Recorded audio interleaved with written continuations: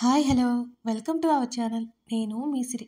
ఈరోజు మనం చెప్పుకోబోయే కథ ఇష్టమనస్స కూడా పార్ట్ 55. ఇక ఆలస్యం చేయకుండా కథలోకి వెళ్ళిపోదాం. గగన్ వస్తాడేమోనని ధరణి ఆశ. తన తల్లి పంతం గురించి ధరణికి భయం.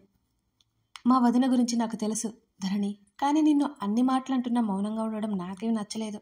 మాట్లాడకుండా పద అంటూ గుమ్మం దాటి బయటికి అడుగులేసింది. గేటు బయటే ప్రతాప్ తల్లి కూతులనిద్దరి ఆశ్చర్యంగా చూశాడు. రేవతి ధరణి కారు ఎక్కగానే ఇంటికి తీసుకెళ్ళమని రేవతి చెప్పింది. ఏమైంది రేవతి? ప్రతాప్ అడుగుతుంటే, మా అన్నయ్య వచ్చేలేపు ఇంటికి తీసుకెళ్ళండి, మీకు అన్ని వివరంగా చెప్తాను. భార్య మాటల్లో అర్థమవుతుంటే తీసుకెళ్ళిపోయాడు ప్రతాప్. సాయంత్రం గగన్ ఇంటికొచ్చాడు. ఉదయం ధరణి మీద అతను కోప్పడ్డ సంగతి ఏది గుర్తులేదు. ఆ రోజు అతని కోసం ఎదురుచూస్తూ హాల్లో కనిపించే తల్లి కనిపించలేదు. తన గ్రాని కూడా లేదు. అతను మెట్లెక్కి గదిలోకి నడిచాడు. అమృత వెళ్ళిపోయిందనే విషయం ఇంకా ధరణికి చేరవేశాడు. ఇంకా ఏడుస్తుందా అనుకుంటూ ఫ్రెష్ అయిపోయి మొబైల్ చెక్ చేస్తుండగా ధరణి మిస్డ్ కాల్స్ కనిపించాయి. ఆమె గదిలోకి నడిచాడు. అతను గది ఎప్పట్లా ఉండడంతో అతనికి ఇది పెద్ద తేడా కనిపించలేదు. ఆమెకు తిరిగి కాల్ చేయబోతుండగా డ్రెస్సింగ్ టేబుల్ మీద అతనిచ్చిన చైన్ రింగు కనిపించాయి. మొబైల్ పాకెట్లో పెట్టుకొని అటు వైపు నడిచాడు. అవి చేతుల్లోకి తీసుకోగానే ఒక్కసారిగా అతని ముఖంలోకి కోపం లాంటిది ఏదో వచ్చింది. అతని ముఖం మరింత ఎర్రబడిపోయింది. అవి రెండు గుప్పిడ బిగించి అలాగే ఉండిపోయాడు. ఖాళీ అయిన ధరణి వస్తువులు బట్టలు చూసి అతనికి అనుమానం వచ్చింది. సరాసరి అతను కిందకొచ్చేశాడు. పార్వతమ్మ అయితే గదిలో నుంచి బయటకే రాలేదు. జరిగింది తెలిస్తే తన మనవడు ఎలా రియాక్ట్ అవుతాడేమోనని భయం పార్వతమ్మలో ఉంది. ఎక్కువైపోయింది కూడా. అలా రేవతి వస్తుందని పార్వతమ్మ ఊహించలేదు. ధరణి ఒంటి మీద తన మనవడి వస్తువులు చూడగానే ఏదో కోపంలో అరిచేసింది, కానీ ఇంత అవుతుందని ఆమె అనుకోలేదు. వంట వాళ్ళతో మాట్లాడి కిచెన్ నుంచి హాల్లోకి రాగానే కొడుకు కనిపించి మాలవిక కాస్త తడబడింది. అత్తయ్య వాళ్ళ వస్తానంది, రాలేదా? తల్లిని చూస్తూ అడిగాడు. అతని స్వరం గంభీరంగా ఉంది. వచ్చింది, వెళ్ళింది. మాలవిక నిట్టూర్చింది. ఏంటి మామ్? అతను అర్థం కానట్టే చూశాడు తల్లి వైపు. తన తల్లి గురించి చెప్పలేదు, అలాగా చెప్పకుండా ఉండలేదు. జరిగింది చెప్పింది మాలవిక. గగన్ రియాక్ట్ అవ్వలేదు. డాడీ వచ్చారా అని అడిగాడు. ఇప్పుడే వచ్చారు. సరే, నాకు కొంచెం పనుంది, డిన్నర్ టైంకి వస్తాను. అతను మెట్లెక్కి గదిలోకి వెళ్ళిపోయాడు. ఏ రియాక్షన్ చూపించకుండా ఉన్న గగన్ని చూసి మాలవిక్కి భయం పట్టుకుంది. ఏం చేస్తాడో అని. తన తల్లి మీద విపరీతమైన కోపం వచ్చింది. అప్పటికే తన తల్లిని తను మందలించింది. వింతేగా. నువ్వు నాతో మాట్లాడట్లేదు సరిగ్గా. 2 days అవుతుంది వర్ష. ఆదిత్య మాటలకి మొబైల్లో నుంచి తల ఎత్తి చూసింది వర్ష. ఆమెకు ఎదురుగా కూర్చుని ఆమెను ఒడిలోకి లాక్కున్నాడు ఆదిత్య. నా మీద కోపంగా ఉందా అడిగాడు అతను. లేదు ఆది, నా మీద నాకు కోపంగా ఉంది అంటున్న వర్ష మాటలకు అతనిలో కోపం పొంగింది. అంటే నీకు నా మీద నమ్మకం లేదన్నమాట. అతని మాటల గంభీరత్వానికి వర్ష కాస్త కంగారు పడింది. నీ మీద నమ్మకం లేకపోవడం కాదు ఆది, మనం చేస్తుంది కరెక్టేనా? అసలు మన ఫ్యామిలీస్కి మన విషయం తెలియదు, కానీ మనం చాలా దూరం వెళ్ళిపోయాం.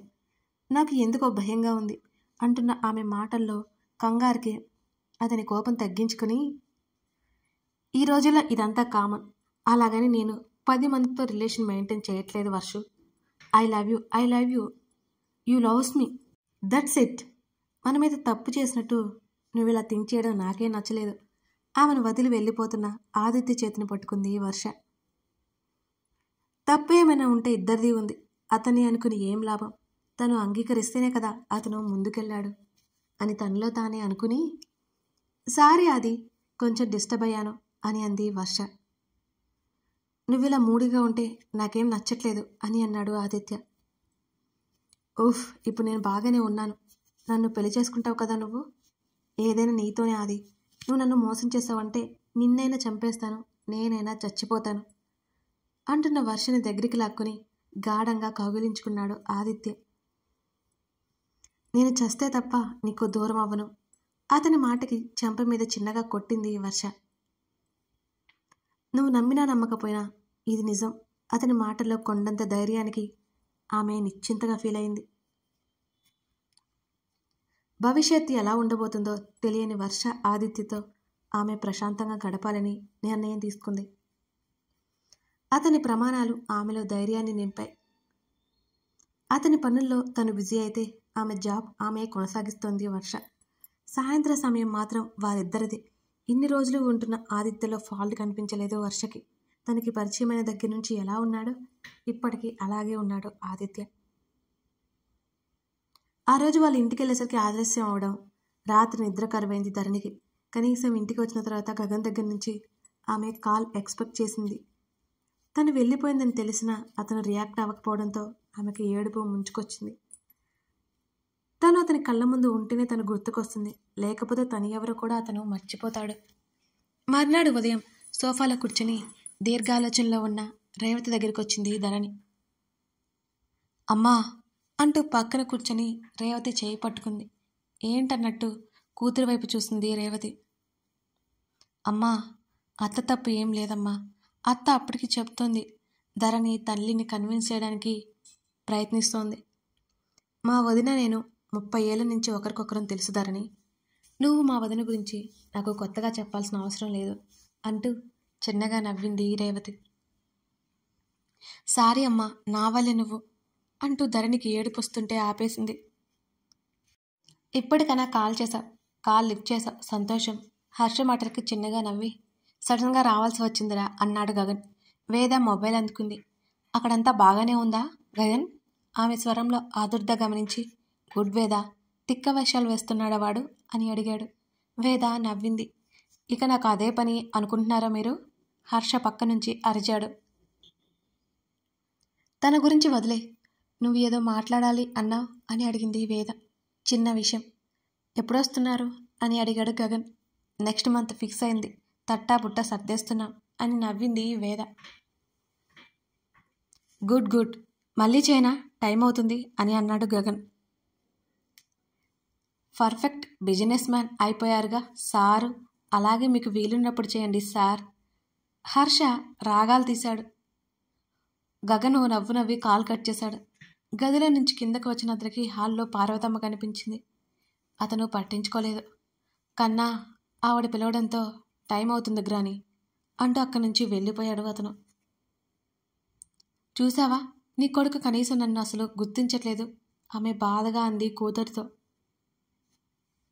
నువ్వు చేసిన దానికి ఆ మాత్రం మాట్లాడుతున్నాడు, సంతోషించమ్మా. ధరణిని పెళ్లి చేసుకుంటాను అని చెప్పినా రెచ్చిపోయా. చక్కగా ఉండే 2 కుటుంబాల మధ్య చిచ్చు పెట్టావు. నువ్వేనా అసలు? నాకు మంచి చెల్లి నేర్పించి పెంచావు, నువ్వు మాత్రం అన్ని గాలి కొదిలేశావు అని వెళ్ళిపోయింది మాలవిక. పార్వతమ్మలో అంతర్మదనం మొదలైపోయింది కూతురి మాటలు విన్న తర్వాత.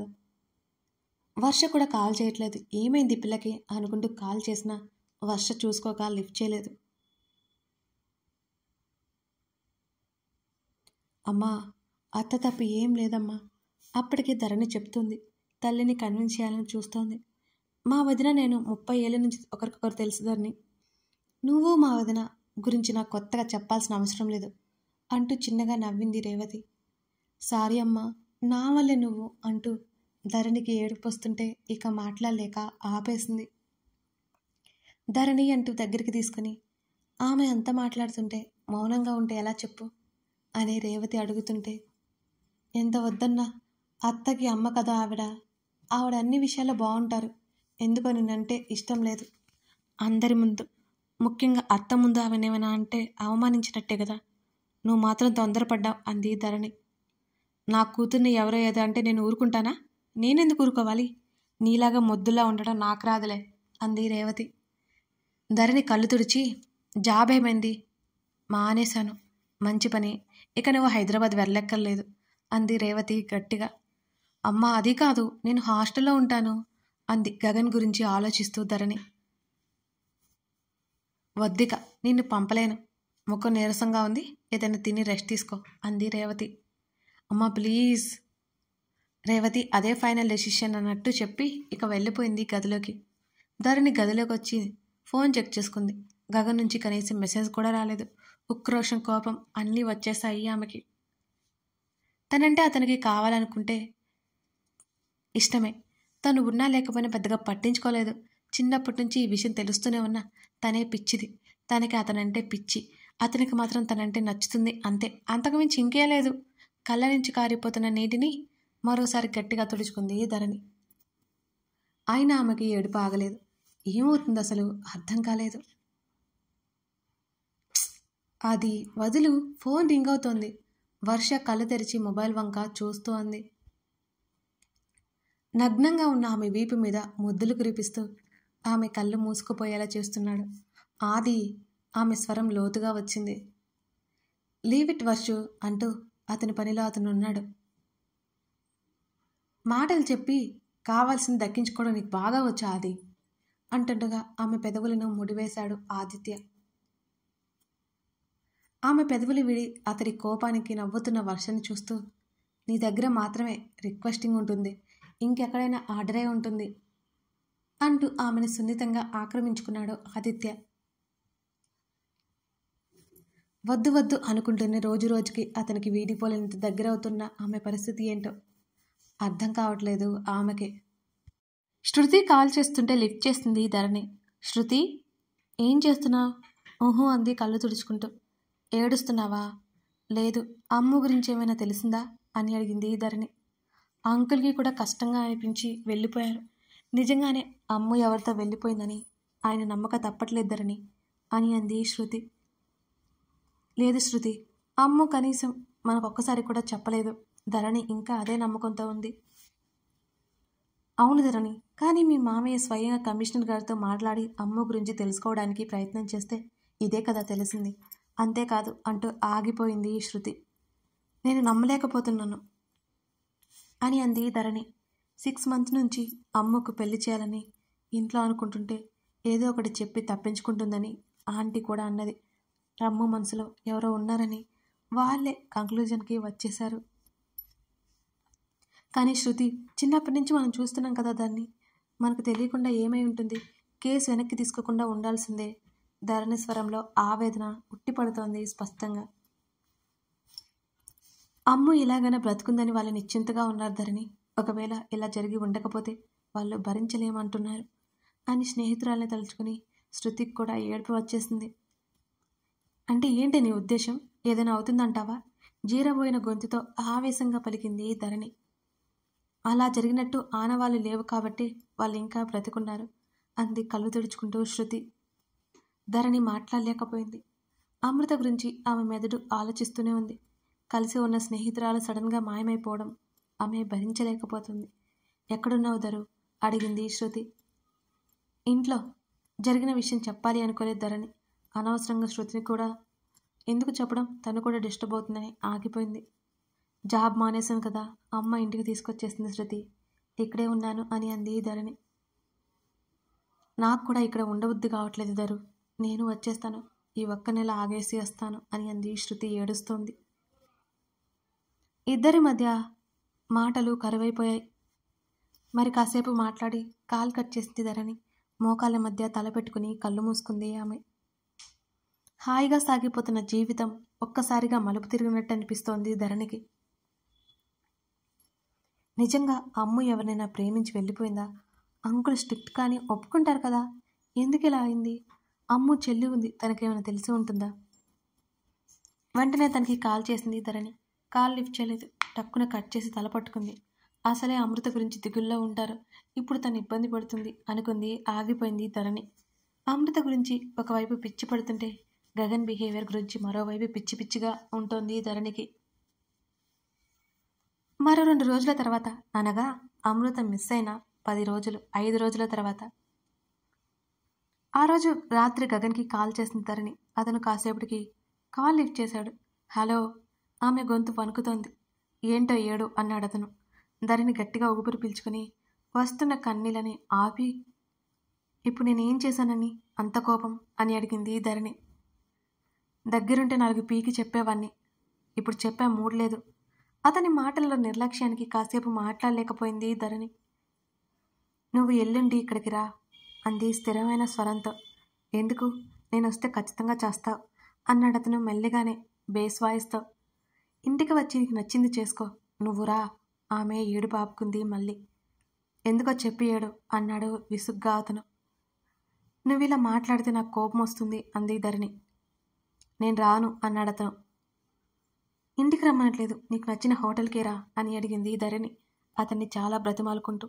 నో వే, ఇక్కడ మీకు ఇల్లుందిగా, రీసెంట్గా తీసుకున్నారని అత్త అంది. అందిక చివరిగా ధరణి అతన్ని ఎలాగైనా రప్పించాలని. మీ అనే పదం వింటే తప్పకుండా తన్ని తిట్టడానికో కొట్టడానికో అతను వస్తాడని ధరణికి నమ్మకం. తన్నులు తింటావు, పెట్టే ఫోన్ అంటూ కాల్ కట్ చేశాడు. ధరణి మళ్ళీ కాల్ చేయబోతుండగా తల్లి రావడంతో ఫోను పక్కన పెట్టేసింది. రేపు పెళ్ళికి వెళ్తున్నాం, నువ్వు రావాలి, రేవతి చెప్పగానే ధరణి తలాడించింది. ఏమైంది, ముఖం అలా ఉంది? రేవతి అడుగుతుంటే ధరణి మొబైల్ రింగ్ అయింది. ఆమె భయంగా ఫోన్ చేతిలోకి తీసుకుని ఆఫ్ చేసింది. కళ్ళు చిన్నవి చేసి చూసింది రేవతి. కథ కొనసాగుతోంది. ధరణి కోసం గగన్ వస్తాడా? అమృత ఇంతకీ ఏమైపోయినట్టు? గెస్ చేస్తే కామెంట్ చేయండి. అలాగే లైక్ చేయడం మర్చిపోకండి. ఇప్పుడే మన ఛానల్ని చూస్తున్నట్లయితే సబ్స్క్రైబ్ చేసుకొని మన ఛానల్లో ఉన్న మిగతా కథలను కూడా ఒకసారి చూడండి. అన్ని ప్లేలిస్ట్లో యాడ్ చేసి పెట్టాను.